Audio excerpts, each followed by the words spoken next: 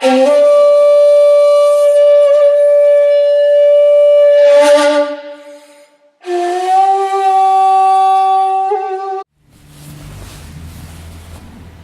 we're back on the Vimalakirti Sutra. So welcome back after a week hiatus. So we left off on the fourth disciple, Subhuti. So these are the Buddha's 10 foremost or primary disciples historically. So he's going, of course, this one by one, looking for who will go to visit Vimalakirti. That's probably better for the audio. Okay. And we see student after student sort of stymied by Vimalakirti's insight, and this very penetrating insight. So he kind of stopped in their tracks. So he's encountering people left and right. So of course, if it was us, we'd probably think, man, this guy's everywhere. Every time I try to do something, he's there to tell me. So it's actually a really helpful reminder. So here you have the Buddha's 10 foremost disciples, and Vimalakirti is still finding some aspect of the teaching they don't understand, some aspect of practice that they've gotten a little bit wrong, or something about some idea they've maybe only seen from one perspective. So if we can say if that's true for them, so of course, how much more true is it going to be for us? But it's also very helpful to clarify certain aspects of the Buddha's teaching, especially aspects that are not maybe immediately evident when you start to practice.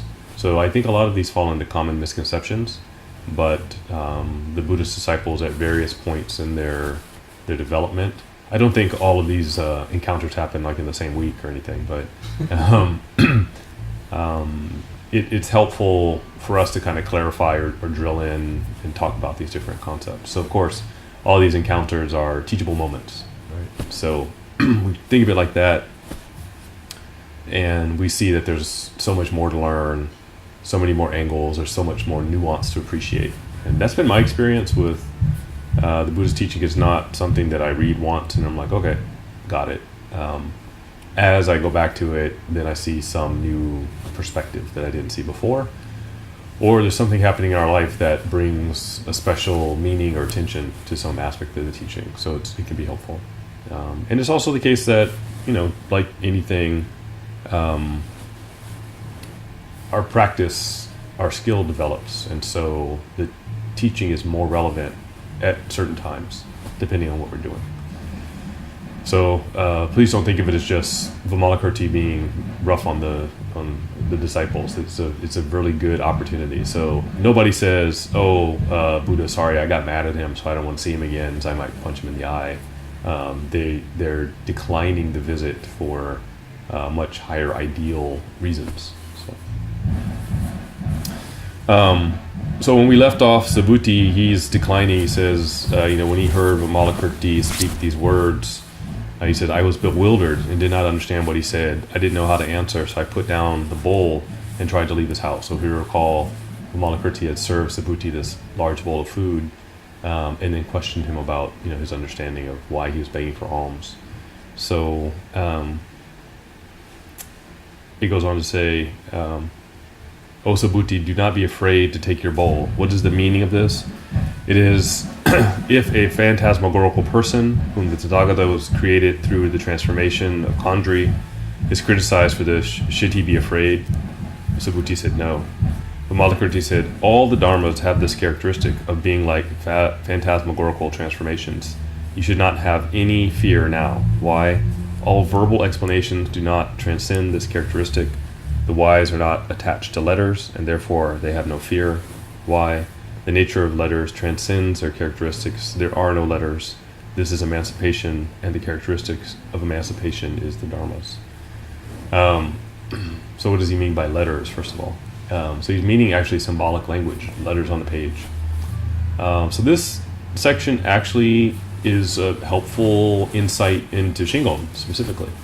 So this is one of the reasons why the Vimalakirti Sutra is helpful if we look at Shingon's philosophy specifically. And it's really talking about what Shingon's pointing at, that language itself is a symbolic representation of ideas. And if we get too attached to the words on the page, we miss the real meaning of the teaching. So, very common phrase in Zen, finger pointing at the moon. You're stuck looking at the finger and you miss the moon. Everyone goes, look, and you're like, what? You don't look over there. So a lot of times, this is very true, I think, especially for the Western mind. And when we translate things into English, why is English the international language of business? It's very precise for writing contracts and being clear as to what expectations are and when things should be delivered and stuff of that nature.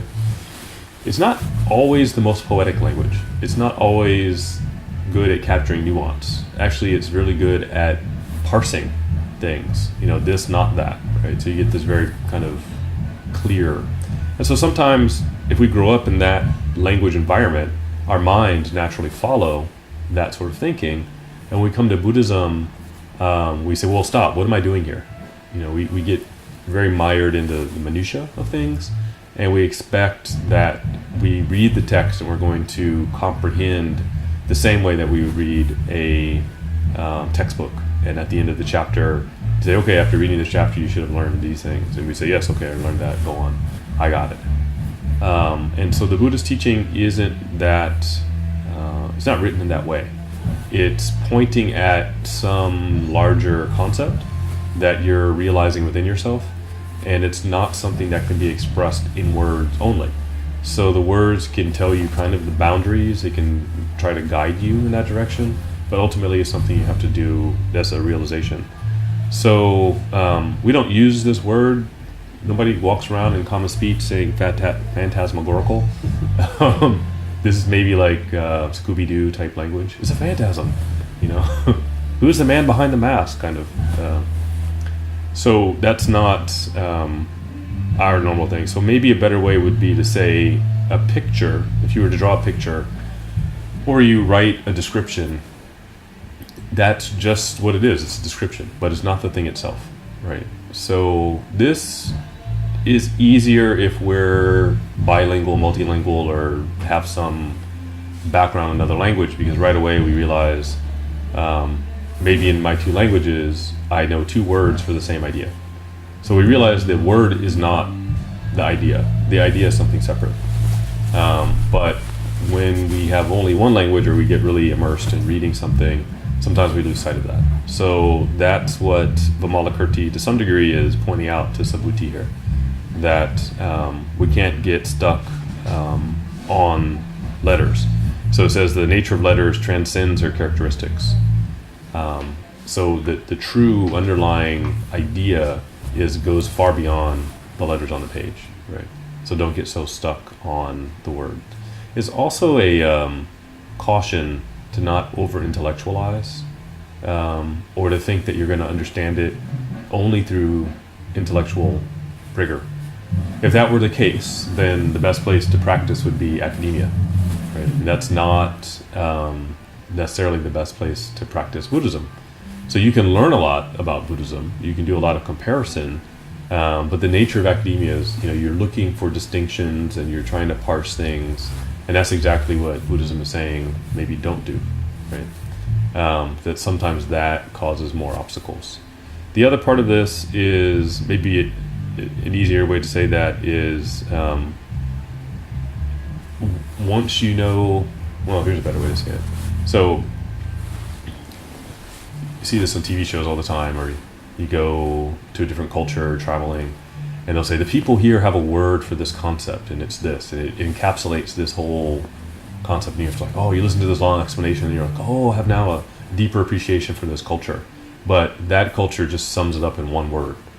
I have this experience a lot when I go to Hawaii and I learn like a new Hawaiian word, and then I have a whole deeper appreciation for the culture's understanding of life and community and everything else, and what that encapsulates. And like, wow, I really wish we had that concept in English.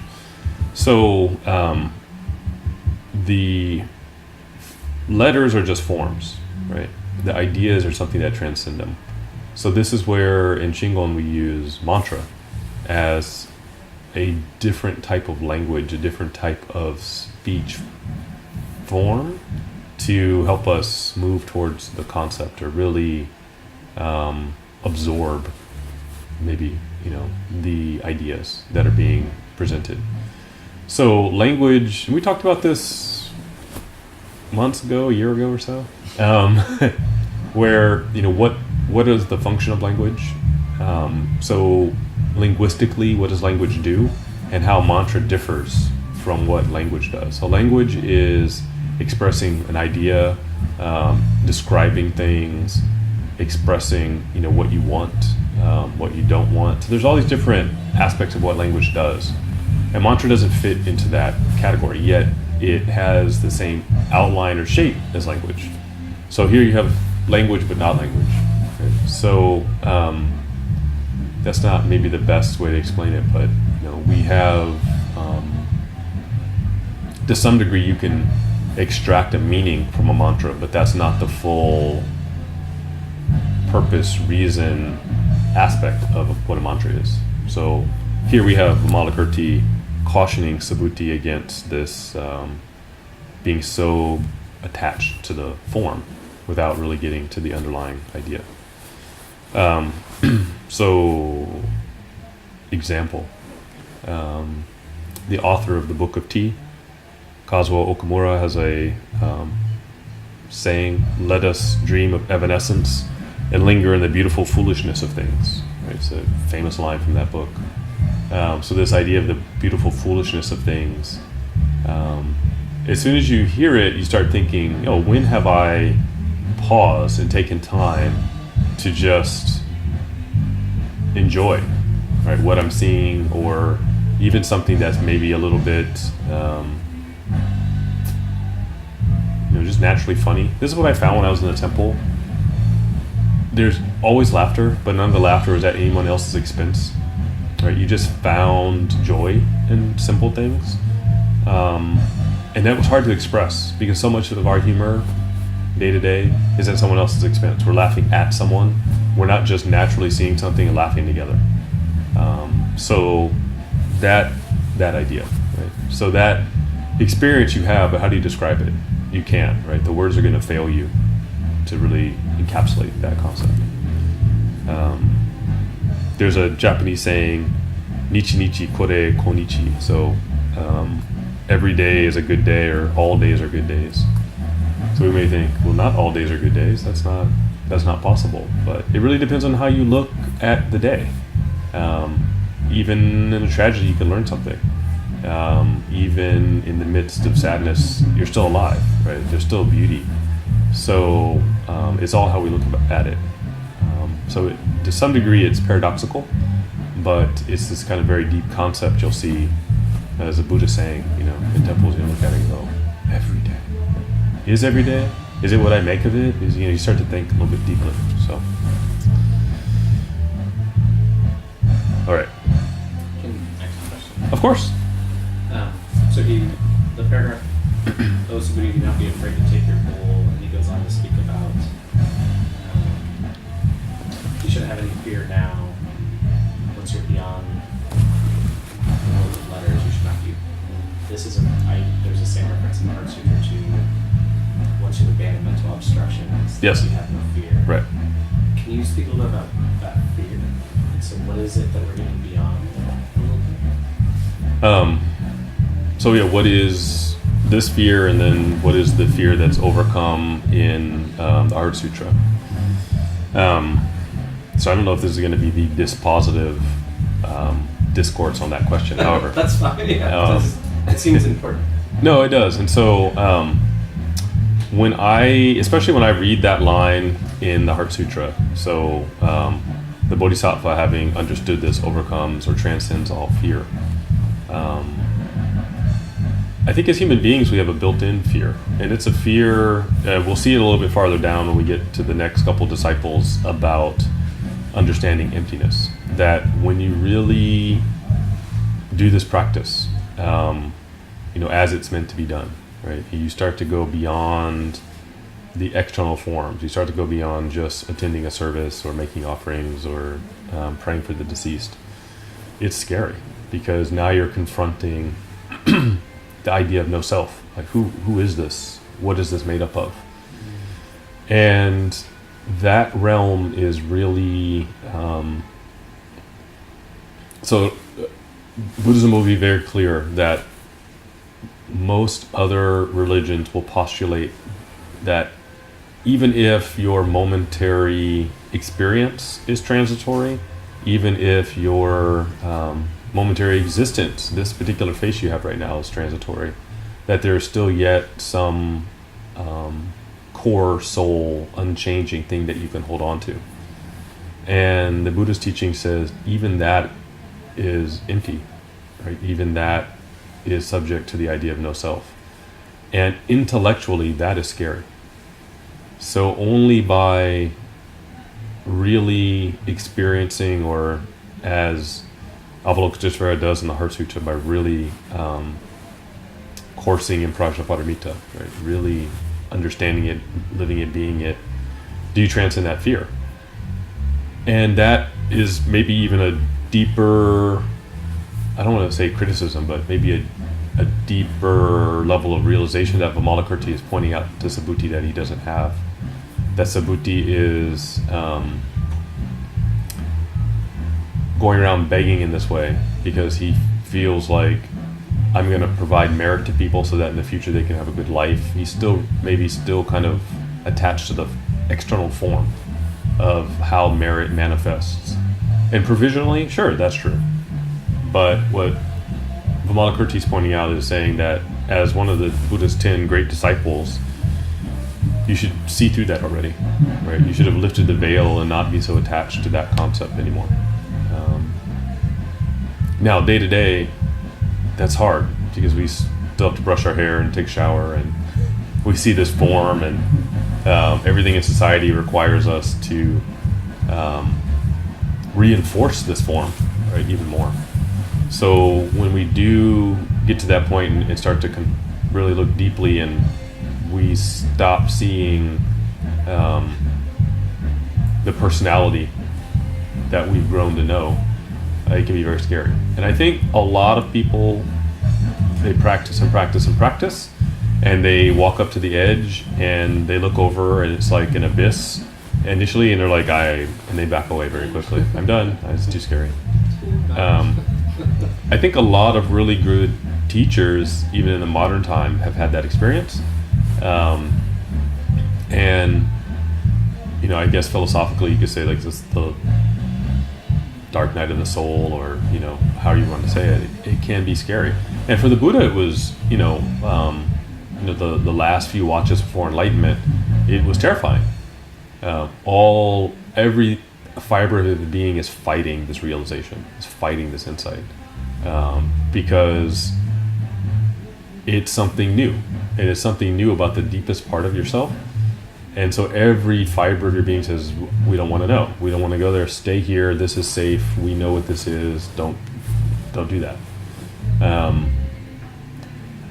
We have the same feeling when we do something scary, and some people just love the adrenaline rush. But it's the natural part of your body saying, don't do that, you might die. And so you have this feeling.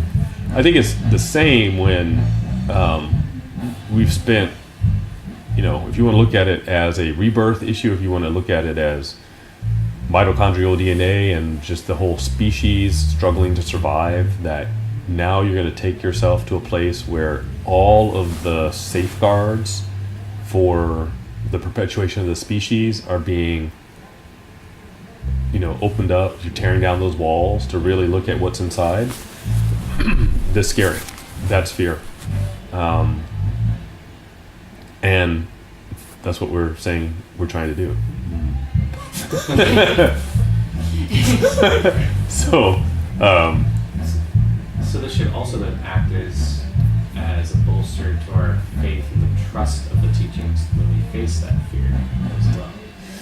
It does, and I think that's one of the benefits of the community is you're not out there by yourself, right? There should be And we do have, even in living in recent memory, modern life, examples of people who did it. One behind me, right? So beloved in Japanese culture, inspiration to me both on a human level in terms of humanitarian works and very concrete things to help people, but also in reading the poetry and writing and saying there's a deep realization here, and I may not have it yet, but I know that these words can't be created by someone who didn't. So I'd say the faith aspect is a trust that we're not just sadists. We're doing it for a reason. So, but it can be scary. But that's why we're meant to have, the Sanskrit Kalyana Mitra as good and wise spiritual advisors. It's not a solo endeavor.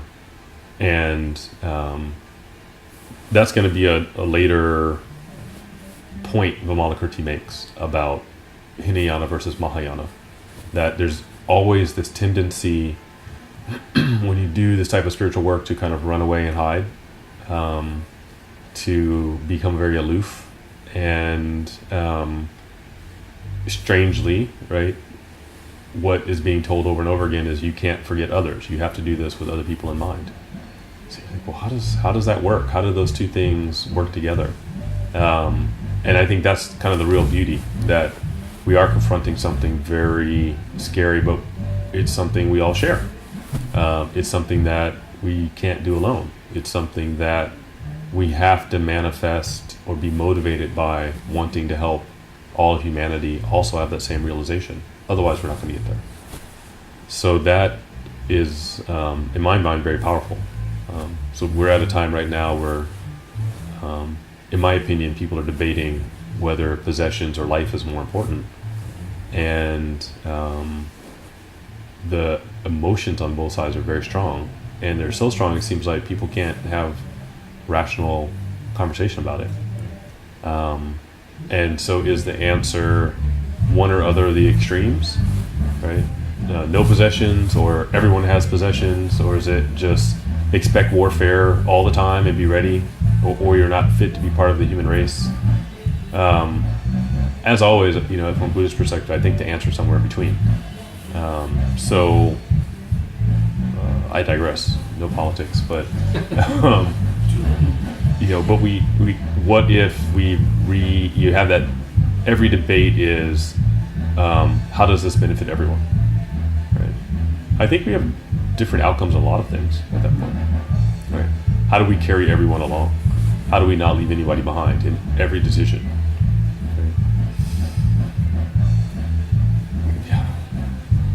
No lobbyist is going to be paid for that, though. So, anyway.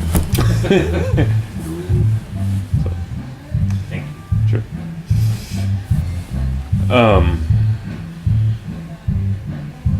So we covered the fear part, so I'll go on.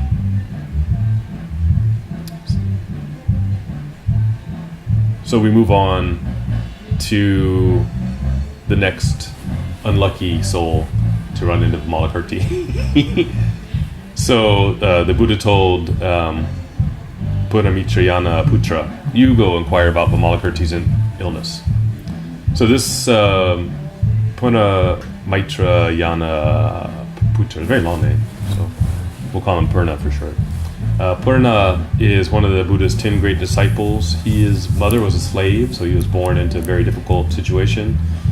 He was abused and mistreated by his brothers, but he shows up in a couple of other famous sutras, including the Shurangama Sutra. So very famous, used a lot more in Chinese Buddhism, not unknown in Japan, but again, just what schools favored what texts. But he's chief among the disciples for giving teaching. So he's the top lecturer of the 10 great disciples. He's like the top lecturer. So that's what he was really known for. Life story is very interesting if you're curious. So it says, Purna addressed the Buddha, world honored one, I dare not accept your instruction to go inquire about his illness. Why? I remember once in the past when I was beneath a tree in the forest explaining the Dharma to novice bhikshus. At that time, Vimalakirti came and said to me, so here is Purna in the forest lecturing to novice monks. So they're recently ordained. O Purna, you should only explain the Dharma after first entering into concentration and contemplating the minds of these people. Do not put defiled food in a jeweled vessel. You should understand that these bhikshus are thinking. Do not put lapis lazuli together with crystal. You are unable to understand the fundamental source of sentient beings. Do not inspire them with the Hinayana Dharma. Other and self are without flaw, so do not harm them. If someone wants to travel the great path, meaning the Mahayana, do not show them a small pathway.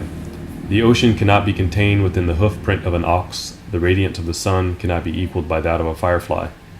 Purna, the bhikshus have long since generated the aspiration of the Mahayana, but in the midst of many rebirths, they have forgotten this intention. Why would you teach them the Hinayana Dharma?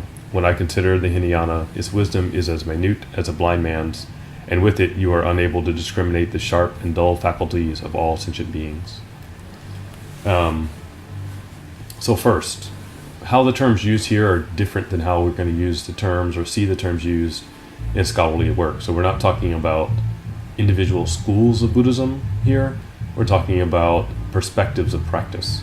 So are you practicing solely for your own liberation, or are you practicing for the liberation of all people? So the Bodhisattva path versus the solitary realizing I'm going to go off and do it for myself. So that's first. We're not criticizing other schools of Buddhism. That's not what's being talked about here. So what's the error that Vimalakirti is pointing out? He's talking about the capacity of students.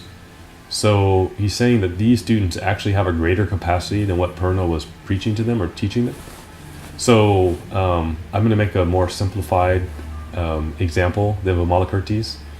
Vimalakirti walks up and says, these are all AP students, and you've got them in remedial classes, right?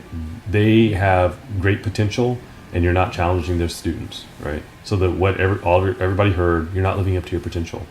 So here's the principal walking in saying, you're not teaching the students to their potential. So there's also a nod to the doctrine of rebirth here, that these monks in particular have laid the groundwork already, that there's some level of practice, some level of realization innate already. It's just dormant. And that if Purna were to teach, if really see their nature and see their capacity and provide them with the right teaching, he can sort of reawaken that, rekindle those sparks, and the students will make great advances. So this is true. You have a kid who's really, really smart, but they're not in the right environment. They're going to get bored, and they're probably going to get into trouble. Versus if you put them in a very challenging environment, you're going to see them blossom, right? You see all kinds of stuff, creativity come out. So this is really the caution. There's another aspect to this caution, and that is Purna is the Buddha's chief lecturer.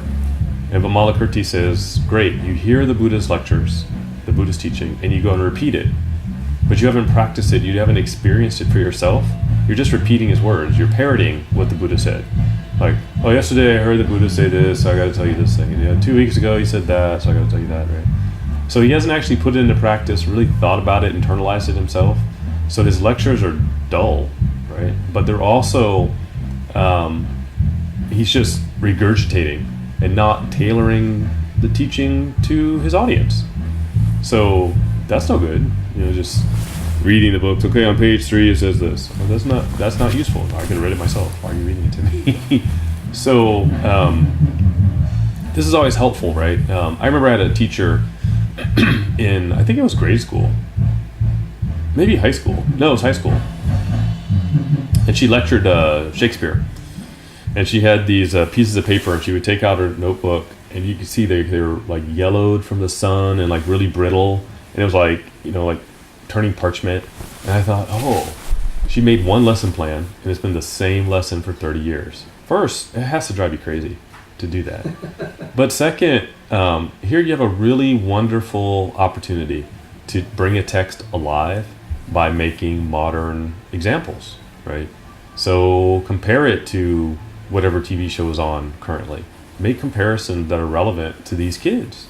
And they'd probably really love the topic, the subject matter. Instead, most people are like, when is this over? Everyone's watching the clock. Right? So this is partially what Vimalakirti is talking about. So knowing the spiritual capacity of the students. This is also really important for us as Westerners. So we encounter all manner of Buddhist teaching. We can encounter every tradition in the world in this country, right? We can window shop up and down, even here in Portland. What Buddhist teaching do you want? You can go find it. And if you pop in on one day or another day, you might hear something and think, oh, that's crazy, right? So the question then is that teaching something that you're ready to hear? Or do you just take it out of context? So partially we need to give ourselves an opportunity to have the teaching tailored to us, right? Our questions answered specifically. Second, we really have to consider that teaching may sound crazy today, but later it may be really relevant. So it may just not be relevant to us right now. So this is part of, what is the suitability of particular teachings. So currently we have the Winter Olympics going on. I haven't watched very much of it, but every time I do watch, I notice there's always some person, they always pan the camera over and there's some older person watching very intently, and it's the coach. So here you've got the best, most competitive people in the world, yet they still have coaches. How much more is that true or not true for us, right? We're still learning. It doesn't matter how accomplished we think we are. We're still learning. And that's kind of a dig of Vimalakirti's getting in here at Purna, politely, but saying, you can't just listen to the lecture and then regurgitate it. You've got to really bring it to life for these students and then coach them, right? And coaching requires feedback. You got to watch them. Where are they? Why don't you try this? Why don't you try that? You can't just say, well, the Buddha said one day, it's this kind of thing. And I think that's helpful for our standpoint, because here you've got the best of the best from all over the world, and nobody didn't come with a coach. Even curling has coaches. I was surprised. I like curling, so there's another thing on curling. Second is, here the students not only have the capacity, but they've practiced this way before. So this is always true for us. If we hear a teaching, it may make us go, oh, this really reminds me of something else, and then we make this huge leap, right? We make connections between things we didn't think were connected. So Vimalakirti is saying, you really need to know the capacity of the student so you can really help them excel, right? So there's that aspect is going on. So there's this nod to rebirth, the idea that whatever practice we've done isn't lost. It just needs to be rekindled, right? Reawakened. So that spark is still there. So I really like Vimalakirti's metaphors that the ocean cannot be contained within the hoofprint of an ox. The radiance of the sun cannot be equaled by that of a firefly, right? So if they are capable of looking at the ocean, don't point at a puddle. If they're capable of understanding how the sun works, don't show them a firefly, right? So it's kind of a very beautiful metaphor. Not many fireflies out here. No, I grew up with fireflies. They were a wonderful, magical time of night for kids. So you go around, catch them in jar, then put them on your nightstand, and then cry in the morning when they're dead because you forgot to poke holes in them. So I'll try to import some fireflies. So it says, then Vimalakirti entered into samadhi and made the bhikshus aware of their previous lives. So now Vimalakirti sits down in meditation, and through that meditation, either by them watching or through his tremendous powers, these novice monks remember their past lives. It says they had planted virtuous roots under 500 Buddhas, and had rededicated them to the eventual achievement of Anuttara Samyak Sambodhi, so complete and final enlightenment. Learning this, they immediately expressed a suddenly expansive reacquisition of that original inspiration. At this, the bhikshus bowed their heads in reverence to Vimalakirti's feet. Then Vimalakirti explained the Dharma for them, and they never again retrogressed from their progress towards enlightenment. So it's a good reminder for all of us, no matter what we're teaching, don't cheap out on people, right? Really give the teaching. Don't hold back. So this is what Vimalakirti is cautioning. So Purana says, I thought Shravakas do not consider the faculties of people and therefore should not explain the Dharma. Therefore, I cannot accept your instruction to inquire about his illness. So Purana admits, I didn't consider the faculties. I thought I should just lecture the Dharma, right? Not actually tailor it specifically. So, tailor. So here Purna declines the Buddha's offer to inquire about Vimalakirti, instead realizing that Vimalakirti has gained insight that he doesn't have, right? He has this insight into their specific needs. Purna doesn't. Recognizing that, he says, I'm not the guy. You got to find somebody else. So now we're on to disciple number 6, if you're keeping count. 6 of 10. So I should have some like good baseball analogy. Up to bat now with their statistics. So the Buddha told Mahakatyayana, you go inquire about Vimalakirti's illness. So Mahakatyayana is foremost in explaining the Dharma. And it said that he achieved enlightenment after inviting the Buddha to give a teaching, and then listening to that teaching, he woke up through that one hearing. So Katyayana expressed to the Buddha, World Honored One, I dare not accept your instruction to inquire about his illness. Why? I remember once in the past when the Buddha briefly explained the essentials of the Dharma to some bhikshus, and immediately afterward I expanded upon your meaning, discussing the meaning of impermanence, suffering, emptiness, no self, and extinction. At that time, Vimalakirti came and said to me, so before I go on, Katyayana heard the Buddha's teaching, and then he kind of later on when he goes, well, earlier the Buddha was talking about this, and this.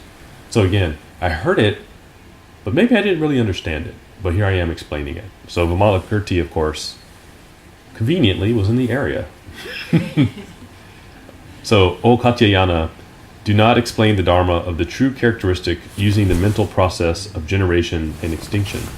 So don't explain from a mental standpoint of seeing things coming into and going out of existence, right? You have to have more wisdom than just that. Katyayana, the dharmas are ultimately neither generated nor extinguished. This is the meaning of impermanence. The 5 skandhas are empty throughout, with no arising. This is the meaning of suffering. The dharmas ultimately do not exist. This is the meaning of emptiness. There is no self in the self, yet no duality. This is the meaning of no self. The dharmas were originally not burning and will not become extinguished now. This is the meaning of extinction. When Vimalakirti explained this dharma, the bhikshus' minds attained emancipation. Therefore, I cannot accept your instruction to go inquire about his illness. Say what? So, this is how I felt in the early days of reading Buddhist text. It would say something and immediately say the opposite, and then say, it's like this. And I'm like, So, what does he mean? What is meant by this? So these are numbered. There's sort of 5 points Vimalakirti makes. So I'm going to try to restate them in a little bit easier to understand language. So the first one. So the Buddha had insight into the needs of the audience and preached to them accordingly. So the Buddha had really deep insight into people and spoke to them. Katyayana didn't, but just parroted the Buddha's teaching. So that's the first point that Vimalakirti points out. You're just reciting, spewing over again what the Buddha said, but instead of really understanding what he taught and then again tailoring the teaching to the student, you're just saying the Buddha said this, right? So that's the first point. The second, Katyayana was explaining emptiness while not truly apprehending emptiness, right? So he's talking about emptiness, but he doesn't really understand emptiness. So this is another criticism. I got to find something other than criticism. This is another point that Vimalakirti points out to Katyayana. So this is a hard one. There's a lot of Buddhist teachers that actually don't give teachings on emptiness because they don't feel like they've sufficiently penetrated and understood emptiness, or they're not in that state at the time. So again, if we go back to the example of the Heart Sutra, it says, while practicing profound prajnaparamita, Avalokitesvara saw that the 5 skandhas were all empty. So he doesn't see them while walking down the street. He's in the midst of meditation, and then says, Sariputra, form is emptiness, emptiness is form. There's a suggestion here that you really need to have the experience of emptiness in meditation to explain emptiness. Nonetheless, since we're going over the text, I'm going to do the opposite. And Vimalakirti may pop up and say, Kosho-san, the reason you're not doing it correctly. So, Lucky. yeah, I may get whacked. Right?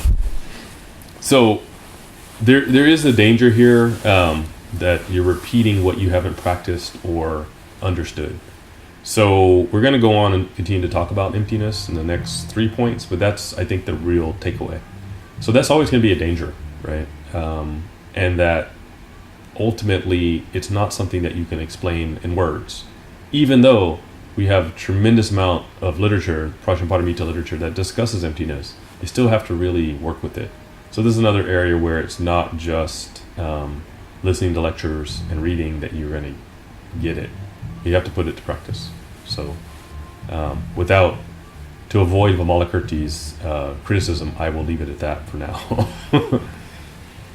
So the third point. So Vimalakirti points out that Katyayana's understanding of emptiness is mistaken for impermanence. So he's mistaking emptiness for impermanence. That Katyayana sees things come into and go out of existence, and that's only half the equation, Vimalakirti says. He says that he hasn't also realized that he hasn't realized the underlying reason for impermanence, meaning he hasn't seen the true nature of things. So he just says things come into existence and they go out of existence. So he's really only teaching impermanence. He's not teaching, in fact, there's this mutual interdependence, that nothing really comes into or out of existence. That's only temporarily happening. Things are just changing forms. We see things come into existence and go out of existence, right? We see someone build a house and then eventually it gets torn down. And we say, oh, the house isn't there anymore, right? So he's teaching impermanence only.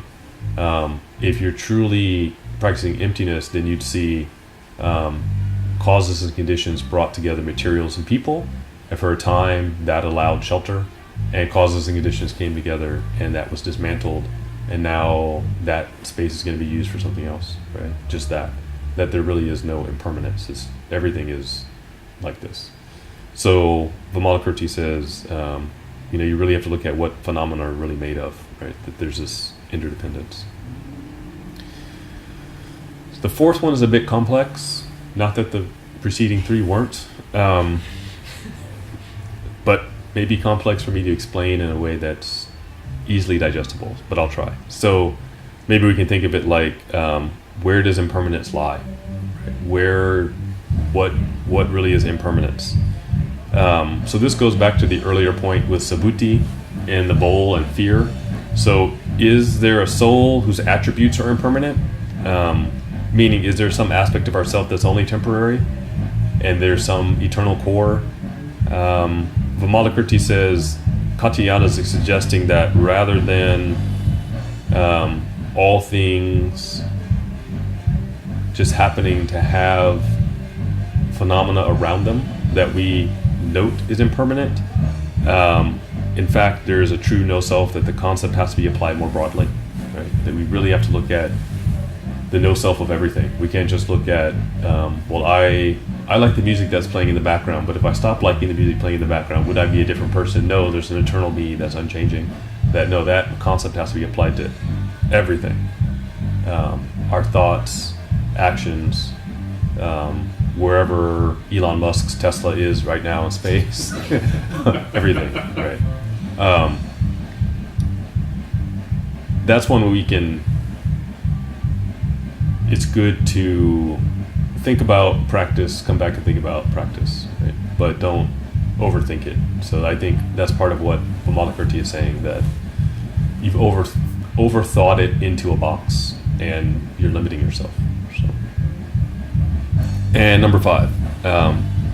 So if we think, I'll explain it this way. If we think of taking pleasure in the world, so like accumulating sensory perceptions, that's pleasurable, and we describe this as an obstacle to our enlightenment, we're postulating a time when this wasn't the case, and we're postulating that there's going to be a time when this will cease, right?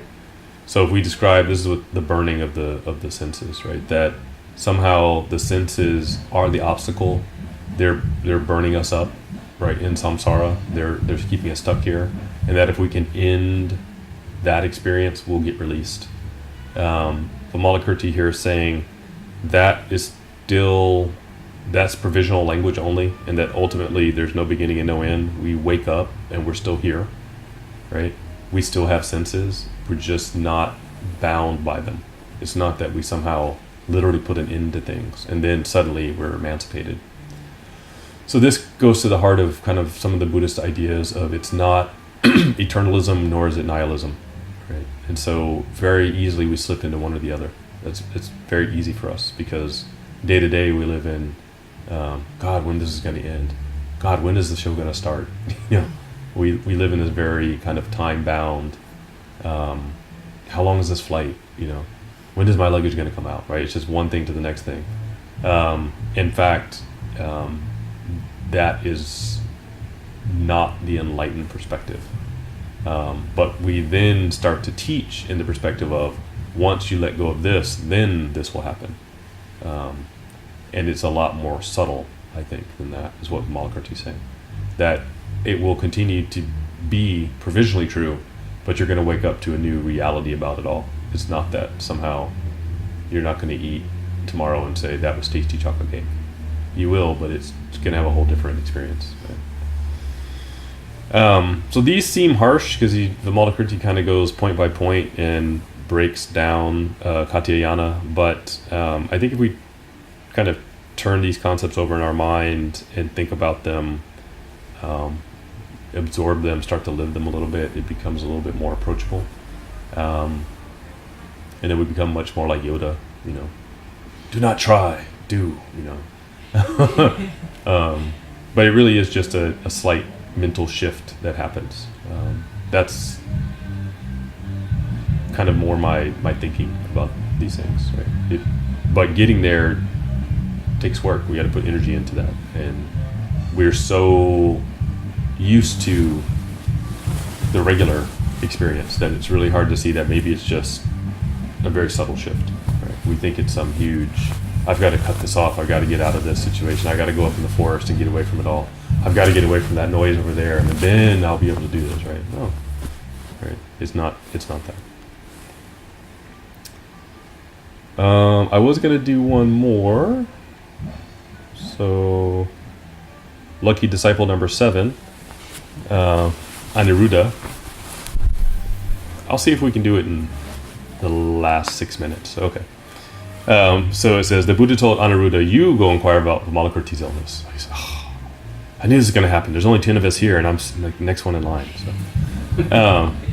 So Aniruddha is actually one of the Buddha's cousins. It says he practiced very vigorously, and one time was scolded for, he liked to sleep. He got scolded by the Buddha for sleeping too much. So after that, he practiced even more vigorously, and he stopped sleeping. He just meditate. And he did it to such a degree that he went blind. But through his blindness, he developed the spiritual power called the divine eye. So he had the ability to see the birth and death of all beings, right? Where did you ultimately come from? Where are you ultimately going? Not just now, but throughout time and space. So now he has this heavenly eye. So Aniruddha addressed the Buddha, world honored one, I dare not accept your instruction to go inquire about his illness. Why? I remember once in the past, I was walking quietly in a certain location. At that time, a Brahma king named Adorned Purity, in the company of 10,000 Brahmas, generated pure radiance. He proceeded to where I was. He bowed to my feet in reverence and asked me, how much, Aniruddha, can you see with your divine eye? So Aniruddha is sitting, or walking quietly. He's blind, but he has this tremendous insight, right? Completely sees everything. And here comes a Brahma king. So here comes God with a bunch of other gods and says, so is your divine eye stronger than my divine eye? What do you see? So Aniruddha replies to him. He said, I answered, sir, I see the trimegachilocosm of Shakyamuni's Buddha land as if I were looking at a mango in the palm of my hand. Seeing, basically, I see everything in the universe of time and space just as if I'm looking at the mango right here. So Vimalakirti pops out from behind a tree. Didn't see him coming. No. I know you didn't think this would happen. He says, yeah, I saw everything, but I didn't see that. So it says, then Vimalakirti came and said to me, O Aniruddha, Is the seeing of the divine eye a constructed characteristic, or is it an unconstructed characteristic? If it is a constructed characteristic, then it is equivalent to the 5 supernormal powers of the heterodox paths. If it is an unconstructed characteristic, then it is conditioned and should be without seeing, meaning views. World Honored One, at that time I'd remain silent. Hearing the words of the Brahmas attained something unprecedented. Immediately revering Vimalakirti and asked him, who in this world has the true divine eye? Vimalakirti said, there is the Buddha, the World Honored One. He has attained the true divine eye. Always in samadhi, he sees all the Buddha lands without any characteristic of duality. At this, adorned purity Brahma King and his attending 500 Brahma Kings all generated the attention to achieve Anuttara Samyak Sambodhi. They bowed to Vimalakirti's feet, then instantly disappeared. Therefore, I cannot accept your instruction to go inquire about his illness. So what does this mean? This is confusing. So Vimalakirti starts us off with a rhetorical question, right? What do you see with your divine eye? Is it A or is it B? Do you see it like this or do you see it like that? Don't answer, I'm going to tell you. Right? So he doesn't embarrass Anuruddha, he gives it a teaching, but he prefaces it like a question. So what do you see with the divine eye? So how does Anuruddha explain what he sees? He says, I see everything in the universe, right? From one end to the next. Everything under the sun, throughout time and space, just like I'm looking at a mango in my hand. That tells you what he sees, but he tells you in the term of form, right? He's telling you, like literally, there's a planet over there, and there's some guys, and they have 3 eyes. And like he's just telling you form.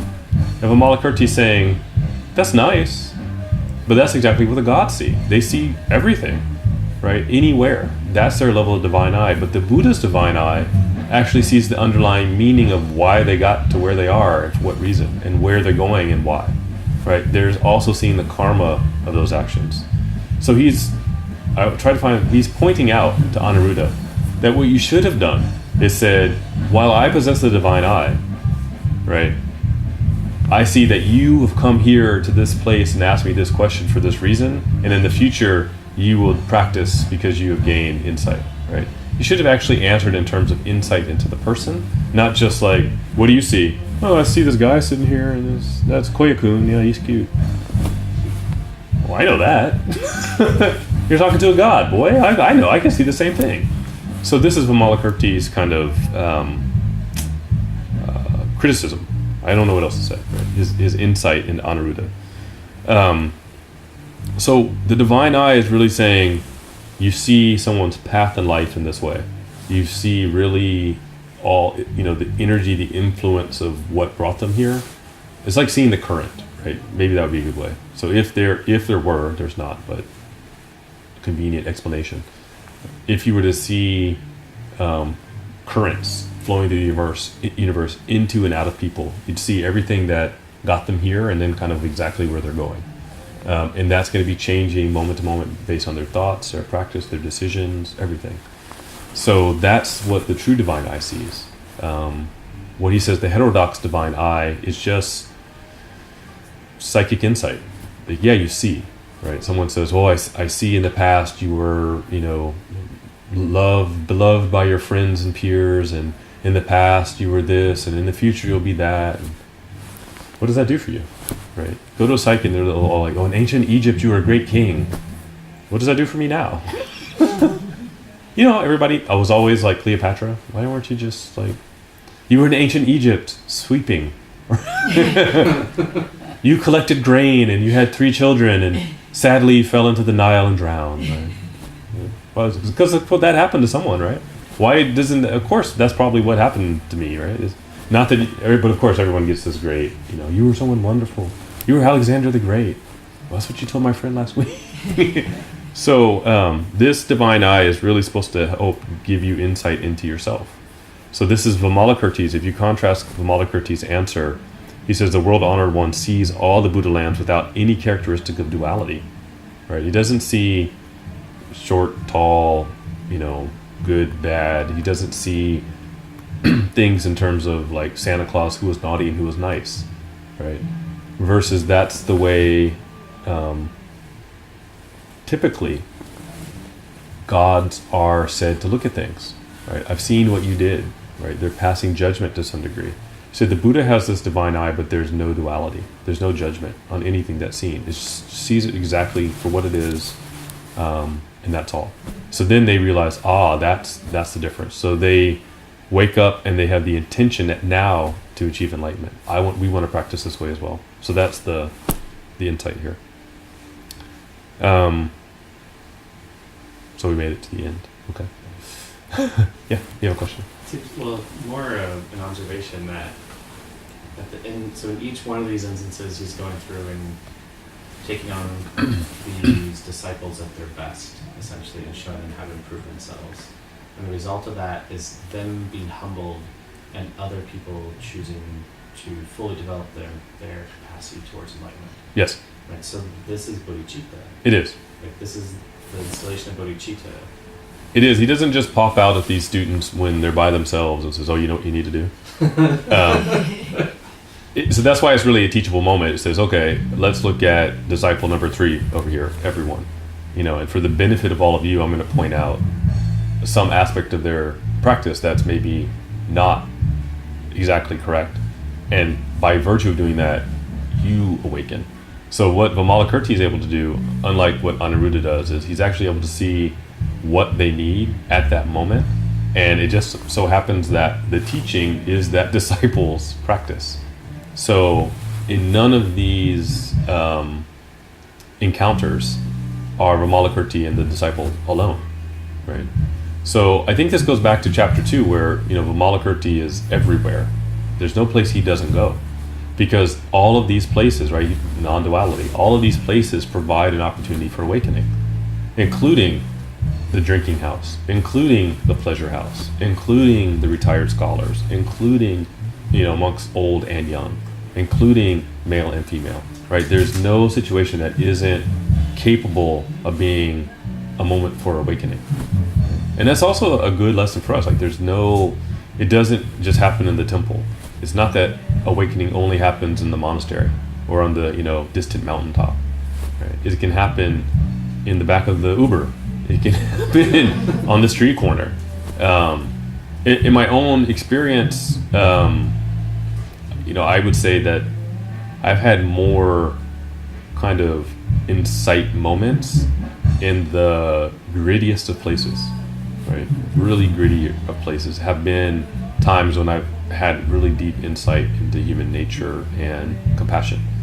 I can't say that has happened when I'm at, someplace very, some designer place, posh place, I was at a 5-star hotel once and I had this insight. No, it tends to be the opposite. And I tend to be surrounded by, a lot of people. And then I have like, right? So it can happen anywhere. And I think that's kind of there's a lot of subtext, right? So the location is a character, right? If we think of this as a play, right? The audience for the conversation is a character, right? So it's just as much for them in what their insight is. And you can think of this too, what a god has to be pretty proud of their divine eye, right? So to some degree, you see Vimalakirti addressing pride, right? You're addressing some of those things that distinguish a god from a human, and by doing so helps them understand that they're making a distinction and undermining this duality, right? So they start to see more connected than, I should wake up, I should help other people too. So that's where, yes, the bodhicitta comes up. But he's not doing it, where he goes around the corner and goes, high five Vimalakirti, I showed him again. Awesome, right? It's not that. It's not that kind of. Right. I guess I would be curious about the subtext then too when you practice the moon disc. In some ways, aren't we practicing all the things that are being taught in this chapter too? It is. So the expansion of the Mundus meditation is the expansion of your bodhicitta. It is your, you're not making any distinctions. You don't say, well, I'm expand, but not over there. That neighborhood's unworthy of my expansion. So all the way out without any distinction equally in all directions. So that can be hard. I have had, it just happened recently, I had someone ask almost like a trigger warning for meditation, that they didn't want to be guided or led into anything that would trigger their PTSD. And that would be things like confronting or being asked to share compassion with all people.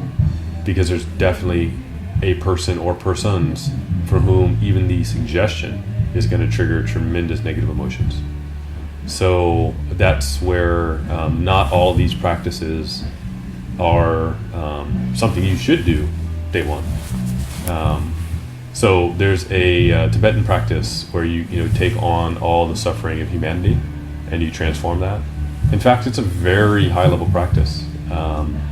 Sometimes I think it's just done aspirationally, but to truly do it and really try to feel that can be overwhelming, and maybe not day one to do that.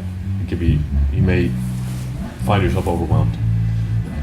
Ultimately though, like they have here, they generate the intention for that aspiration. So at the very least, you generate the intention. Maybe one day, I really want to get there, but perhaps today I'm not ready to practice it. So that's okay. So.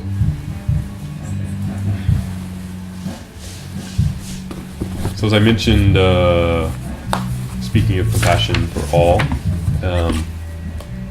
once again we have another national tragedy.